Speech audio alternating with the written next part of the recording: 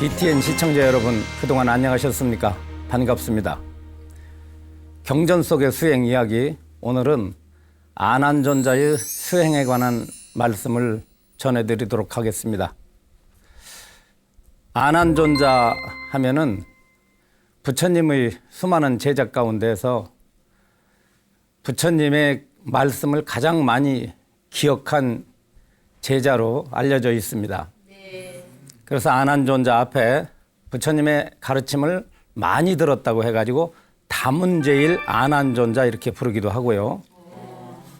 그 기억력을 통해서 부처님의 말씀을 역시 다 저장하고 있다는 뜻에서 총지제일 안한존자 이렇게 알려져 있기도 합니다.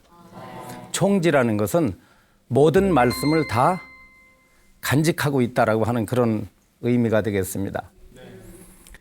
절에 가면은요, 부처님이 모셔져 있고 뒤에 그림이 있죠, 그죠? 그 그림을 뭐라고 하죠? 탱화라고 그러죠, 그죠? 그 탱화는 부처님의 설법하시는 그 광경을 그림으로 표현한 것이에요. 예. 그러다 보니까 그 탱화에는 부처님의 부처님의 가르침을 듣는 제자들의 모습이 그려져 있습니다. 다 그릴 수는 없고 대표적인 분들만 이제 그려놓고 있는데, 그 모셔져 있는 분들을 보면은 정해져 있어요. 사천왕, 그 다음에 네 분의 보살, 그 다음에 10대 제자, 요 정도로 그려져 있습니다. 근데 그 10대 제자들이 이제 부처님을 중심으로 해서 쭉 출가의 모습을 하고 계시죠. 우리나라는 부처님뿐만 아니라 부처님의 제자들도 다 치장을 해가지고 그림을 그려요. 사실 부처님 제자들은 다 동일한 옷을 입으셨죠, 그죠? 까사, 오렌지빛 까사를 입으셨는데, 탱화에는 오렌지빛 까사를 그리는 것이 아니라 붉은 비단, 푸른 비단 등 해서 아주 여러 가지 채색을 해가지고 호화롭게 그립니다. 그 그리는 이유가 뭐겠어요? 비록 겉에는 이 출가자의 모습을, 출가자 하면은 무소유주, 그죠? 걸식을 하시고 사치를 내지 않으시고 수행자의 복을 하고 있지만은, 그러나 부처님 당시에 보면은 신도들이 바치는 옷을 그냥 다 입었어요. 스님들이 지금 공통적으로 걸치고 계신 가사는 불교가 발전해서 후대에 그렇게 복장이 정착된 것이지, 부처님 당시에는 정해진 복장이 없고 신도들이 바치는 천이나 옷을 그대로 깁든지 빨든지 아니면 그냥 두르든지 해가지고 복장으로 삼으셨습니다. 그러니까 신심이 좋은 분들이 나쁜 옷을 바치겠어요? 헐한 옷을 바치겠습니까? 뭐 정성대로 표현을 하지만은 사람의 마음은 비록 부처님께 혹은 스님들께 옷을 바친다 할지라도 겉에 그 보이는 옷감이나 천이나 옷은 좀 비루할지라도 그 마음만큼은 고결하죠. 그리고 값비싼 마음으로 바치니까 그 마음을 뜻해서 그 부처님과 제자들을 그릴 때는 그렇게 아름답게 호화롭게 그려드리는 것입니다. 근데 그 부처님의 제자들을 보면은 부처님을 중심으로 해서 좌우에 매우 가깝게 그려져 있는 분들이 두 분이 계세요. 어떤 분이냐면, 오른쪽에는 누가 계시냐면은 머리를 깎으신 분인데 머리 색깔이 새파란 머리를 하고 있어요. 녹색 머리를 하고 계시고, 상호가 다른 분들은 다 노인의 모습을 하고 있는데 그분만큼은 아주 젊고 애띠고 단아한 잘생긴 모습을 띠고 계신데요. 그분이 바로 안한존자십니다. 또 반대로 왼쪽에는 누가 그려져 계시냐면 수행을 가장 철저히 하시고 무소유를 실천하셨던 가섭존자가 옆에 그려져 계시죠. 가장 대표적인 제자가 협시를 하고 있습니다. 그래 우측에는 안한존자가 손 모양을 가지런히 하고 합장을 하고 웃으면서 모습을 나타내고 있고, 가섭존자는 손 모양을 이런 손 모양을 짓고서 그려져 있어요. 이런 모습을 하고 있습니다. 근데 이게 다 합장의 모습이에요, 사실은. 근데 그 안한 존자는 대단히 그 부처님에 대한 신심뿐만 아니라 부처님을 25년 동안이나 모셨어요. 25년 동안 시봉했다고 합니다. 비서 역할을 하신 거죠. 뿐만 아니라 부처님을 모시면서 보고 들었던 모든 가르침을 자신의 기억 속에 다 입력을 시켰습니다. 그래서 후대에 불교 경전이 만들어지는데 중심적인 역할을 하신 분이에요. 만약 안한존자 같은 분이 안 계셨다고 한다면 오늘날 우리들이 접할 수 있는 부처님의 말씀을 과연 공부할 수 있었겠느냐라고 하는 그런 의구심이 들겠죠. 그렇죠? 그래서 제가 아까 말씀드린 대로 안한존자에 대한 그런 여러분들의 그 시각을 좀 달리 가질 필요가 있다. 우리나라 불자들은요, 달마대사나 육조해능 같으신 분들은 다 기억을 하고 관심을 가지면서도 정작 부처님 당시에 제자분들에 대해서는 아는 바가 별로 없어요. 근데 부처님 당시 10대 제자들뿐만 아니라 이제 부처님은 워낙 위대하신 분이니까 제자들도 많았지만 그 제자들 중에서도 뛰어난 제자들이 있었겠죠. 그래서 그 제자들이 비구 10대 제자가 있었죠. 비구 10대 제자가 있었고.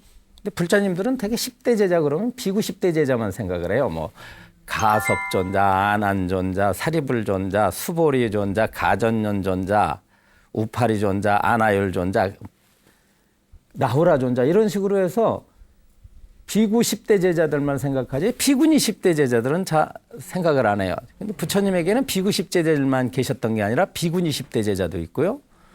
또 저 같은 머리를 기른 10대 제자가 있었고요. 또는 이제 보살님들과 같은 여성 신도의 10대 제자들이 계셨어요. 네. 그 가운데서도 이 안한존자는 매우 독특하고 특이하신 분이었었어요. 근데 그분이 이제 안한이라고 하는 이름을 가졌는데 그 안한다입니다. 본래는 안한다. 줄여가지고 이제 이 한문에서 그냥 안한이라고 불러요. 안한다인데 이 안한다의 의미는 기쁨이라는 뜻을 가지고 있습니다. 그래서 안한다 존자는 기쁨, 한문으로 표현을 해서 경희라고 그래요. 기쁠 경자, 기쁠 희자에서 경희 존자 이렇게 이제 부르기도 합니다. 근데 이분은 부처님의 세속의 입장에서 보면 사촌 동생이에요. 같은 혈통이셔요. 같은 샤카족입니다. 석가족이고 부처님의 아버지가 수토다나 왕이신데 우리는 수토다나 왕을 정반왕이라고 그러죠. 그죠? 정반왕인데 그 정반왕에게 삼형제가 있었어요. 그 중에서 이제 백반왕이 있었고 밑에 곡반왕이 있었습니다. 전부 이게 반자 돌림이에요. 정반왕, 백반왕, 곡반왕 이러는데 이 곡반왕의 아들이에요. 안한존자께서. 나이 차이가 얼마 안 났다는 기록도 있고요. 나이 차이가 많이 났다는 기록이 있는데 그 기록은 분명치를 않습니다만 아우가 됩니다. 석가모니 부처님의 아우가 되셔요. 부처님께서 성도를 하신 후에 약 6년 후, 그러니까 출가를 해서 한 12년 후에 고향으로 돌아가셔요. 고향으로 돌아가신 이유는 고향 사람들에게 법을 설하기 위해서 돌아가십니다. 그래서 이제 그 왕궁에 찾아가서 아버지를 뵈야 되잖아요. 근데 아버지를 맨 먼저 뵈야 오는데 아버지를 맨 먼저 뵈지 않고 맨 나중에 뵙니다. 왜 그러냐면 부처님의 마음에는 아버지지만 마음에서는 이 멀고 가까움이 없으셔요. 그래서 마땅히 먼저 해야 될 일이 뭐냐면 부처님으로서는 자신을 낳아주신 아버지를 먼저 찾아가는 것이 아니라 당신의 사명, 중생에게 설법을 하고 그들을 교화하는 일이 더 우선이라고 생각을 하셨기 때문에 예, 그 일을 먼저 하시고 나서 나중에 부왕을 뵙게 됩니다. 그때에 부처님의 그 형제들을 만나게 되는데 거기에서 아난존자를 비롯한 몇 분의 그 형제들을 만나게 되죠. 만나게 됐을 때 아난존자가 부처님의 그 상호, 부처님이 가지고 있던 모습 있죠. 그 모습이 얼마나 거룩하고 청정하고 단아하신지 거기에 반하게 됩니다. 성자의 모습을 보고 그 마음이 너무나 거룩해서 부처님을 따라서 출가하기로 결심을 하고 그 뒤로 출가의 길을 걷게 되었어요. 그런데 이 아난존자는 그 후에 좀 지나서 이제 부처님 연세가 얼마가 되느냐면 55세가 되셔요. 부처님을 따라서 아난존자가 몇 살에 들어왔는지는 잘 기록이 안 되어 있지 않습니다. 그런데 아난존자께서 출가를 하시고 나서 약 10여 년이 안 됐을 때 부처님의 연세가 55세 정도가 됩니다. 55세가 되시니까 교단도 커졌어요. 경에 보면 부처님하고 함께 한 장소에서 수행하는 비구들만 그중에서도 성인의 경지에 다다른 분만 1250명이 소개되고 있으니까 예, 그 교단의 규모라는 것은 우리가 생각할 수 없을 정도로 그렇게 컸겠죠. 그렇다고 한다면 부처님이 그만큼 차정해 놓은 사람도 많고 부처님 나름대로 해야 될 일이 많으시다는 거죠. 그럼 누가 필요하겠어요? 당연히 부처님을 옆에서 도와드리고 부처님을 모시는 분이 필요하겠죠. 그래서 이제 부처님을 모셔야 되는 이게 시중이 필요한데 누가 시중이 될 것이냐 이런 문제가 생기다 보니까 여러 사람들이 부처님의 시중이 되겠다고 나섰는데 부처님의 내심에는 아마 아난존자를 생각하셨다고 그래요. 그것을 알고 다른 그 수행자들이 아난존자를 천거하게 됩니다. 아난존자 당신께서 이제 부처님을 오늘부터 시봉하는 것이 어떻겠소 이렇게 제안을 교단 차원에서 했는데 아난존자가 거부를 합니다. 안 하겠다. 고사를 해요. 왜냐하면 자신은 세속의 사촌 동생이다 이거죠. 사촌 동생이기 때문에 합당치 않다는 거예요. 이 얘기는 무슨 뜻이냐면 절에는 스님의 친척이나 권속이 있어서는 된다 안 된다? 안 된다는 거예요. 예. 그리고 왜 그러냐면 공연이 조금이라도 부처님이 좀 이렇게 애지중지하게 되면 뭐라 그러겠어요? 사촌 동생이니까 좀 더 관심 쏟는다. 사촌 동생이니까 봐준다. 사촌 동생이니까 더 사랑한다. 뭐 이럴 거 아니에요. 그리고 공평치 못하다는 생각이 있고 수행에 별로 도움이 되지 않는다고 생각을 해서 거절을 합니다. 근데 자꾸 부처님도 거부를 안 하시고 이제 교단에서 적극적으로 추천을 하니까 아난존자가 경에 보면 8가지의 제안을 했어요. 제가 부처님한테 제가 신도들이 부처님께 바친 음식을 먹지 않겠다. 부처님께 바친 옷을 내려주신다 할때라도 입지 않겠다. 그러니까 그 얘기는 뭐냐면 특혜를 없애달라는 뜻입니다. 다시 말하면 무슨 얘기인지 아시죠? 제자로서 특혜를 없애달라. 그리고 또 뭐냐면 내가 어디 외출했을 때 부처님이 설법을 했다고 한다면 내가 왔을 때 다시 그 내용을 누구에게 어떤 설법을 하셨는지 나에게도 해달라. 또 내가 의혹이 되는 점이 있으면 부처님께서 소상히 대답을 해달라. 예, 이런 것들이에요. 그래서 이제 부처님께서 그걸 허락을 하셔서 아난존자가 부처님의 시봉 역할을 하시게 됩니다. 자그마치 그 세월이 25년이에요. 그래서 25년 동안 정말 부처님이 칭찬하고 교단의 모든 그 구성원들이 칭찬할 정도로 아난존자는 부처님을 참으로 그 정성스럽고 충실하게 부처님을 모셨습니다. 모셨는데 안한존자가 부처님이 법문을 할 때 얼마만큼 집중을 해서 들었느냐. 부처님의 설법을 하실 때는 마음이 온통 부처님의 설법에만 쏠릴 뿐 전혀 마음속에서 다른 망념이 일어나지 않았다는 겁니다. 몸을 잊을 정도로 그렇게 집중해서 부처님의 가르침을 들었는데 어느 날 안한존자의 몸에 그 병이 생겼어요. 그것은 등에 그 종기가 생겼습니다. 종기가 생겼는데 얼마나 심한지 이 수술을 해야 돼요. 수술하려면은 그 속에 있는 뼈 속에까지 침투한 고름을 긁어내야 될 정도가 됐어요. 그러니까 의사를 불렀는데 그 의사가 이제 부처님 당시에 부처님과 스님들을 치료해 주시는 그런 의사분이 있었어요. 주치의죠. 부처님 주치의가 기박가라고 하는 그 주치의가 있습니다. 유명한 의사입니다. 그 기박가가 이제 부처님한테 와서 하소연을 합니다. 안한존자가 매우 병이 중합니다. 이걸 수술을 해야 되는데 통증이 너무 심해서 수술하기가 힘들 것 같은데 부처님 어떻게 하면 좋겠습니까? 그랬더니 부처님께서 기박가에게 말씀을 하시기를 아나는 열애가 설법을 할 때 모든 몸을 다 잊어버리고 오로지 열애의 가르침에 집중을 한다.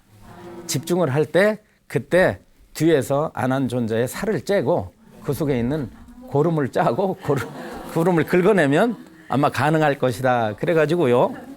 안한존자가 법문을 하는데 기박가가 가까이 가가지고 뒤에 등창에 그 환부를 칼로 다 째고 그 안에 그걸 치료를 하는데 안한존자가 몰랐다는 거예요. 그러니까 부처님의 말씀이 뭐가 됐느냐면 마취제가 된 거예요. 예, 마취하게 된 거예요. 그러고 나서 부처님께서 법문을 다 끝나고 나시니까 아프다고 했다는 겁니다. 이게 그런 집중력의 소유자였죠. 예. 그만큼 안한존자가 얼마만큼 부처님 가르침에 충실했는지. 제가 이제 수행을 얘기하지만 수행이 앉아서 좌선하고 명상하는 것만이 수행이 아니라 이 안한존자의 이러한 정신이 있죠. 부처님의 가르침에 대한 그런 어떤 철저함, 이것 자체가 수행입니다. 예, 우리들이 불교 안에서 수행은 그러한 가르침에 대한 그런 이해뿐만 아니라 가르침을 대하는 그 마음 자세, 예, 그 집중력, 그 가르침을 얼마나 존귀하고 얼마나 소중하게 생각하는지를 갖는 것 자체도 이것이 좌선보다 더 선행되어지고 더 가치 있는 수행이라고 저는 생각을 해요. 그 정도로 이제 부처님 가르침을 공부를 했으니까 부처님 가르침을 기억하고 있겠죠. 그대로부터 이제 세월이 흘러서 부처님이 파리니빠나에 드시게 됩니다. 몸을 버리시게 돼요. 부처님을 죽었다라고 말하지 않습니다. 부처님은 반열반에 들었다고 우리가 말을 하죠. 그죠? 부처님이 열반하시고 나서 무슨 일이 있느냐면 교단에 정신이 흐트러지게 됩니다. 성단에 그 정신이 흐트러지는 그 조짐이 보여요. 그 중에서 이제 수바따라고 하는 노인 비구가 있는데 이 수바따라고 하는 노인이 이런 말을 합니다. 같은 동료 수행자들을 모아놓고 이제 쉽게 말씀드릴게요. 야, 우리들에게 이런 일을 하라는 동, 이런 일을 하지 말라는 동, 마땅히 이렇게 하라는 동, 마땅히 저렇게 하라는 동 하는 이런 잔소리하는 스승은 사라졌다. 우리도 좀 마음 놓고 살자. 하고 싶은 것 좀 하고 살자. 이러한 의견이 나오게 돼요. 그러자 일부가 찬동을 하기 시작하는 거예요. 그러니까 이것을 바라보고 있던 혹은 듣고 있었던 분이 있었어요. 그분이 누구냐면 가섭존자입니다. 이 가섭존자는 교단의 맏형격이신 분이에요. 근데 이분께서 크게 우려를 하십니다. 생각하기를 이래가지고는 교단이 흔들리겠다. 교단이 흔들리게 된다면 부처님의 가르침도 흔들리게 되고 그렇게 된다고 한다면 이것은 큰 손상이다. 매우 우려를 해서 당시에 성인의 경지에 올랐던 500명의 장로 비구들을 모이게 합니다. 그리고 그분들에게 부처님이 설하신 가르침과 또 부처님이 제정하신 율들, 율이라는 것은 출가하신 스님들이 지키셔야 될 규범들이에요. 이 규범들을 이것을 정립해야 되겠다. 이것을 바르게 정해놔야 되겠다. 이렇게 의견을 모으고 그 작업에 들어갑니다. 안한존자의 수행 이야기는 이것을 통해서 계속 이어지게 됩니다. 오늘은 안한존자의 수행 이야기 여기서 일부를 마치시고요. 다음 시간에 안한존자의 수행 이야기 이어서 들려드리도록 그렇게 하겠습니다. 여러분 감사합니다. 오늘 배우신 안한존자에 대한 일화 잊어버리시지 마시고 다음 시간에 이어서 들으실 수 있도록 기억해 주시기 바랍니다.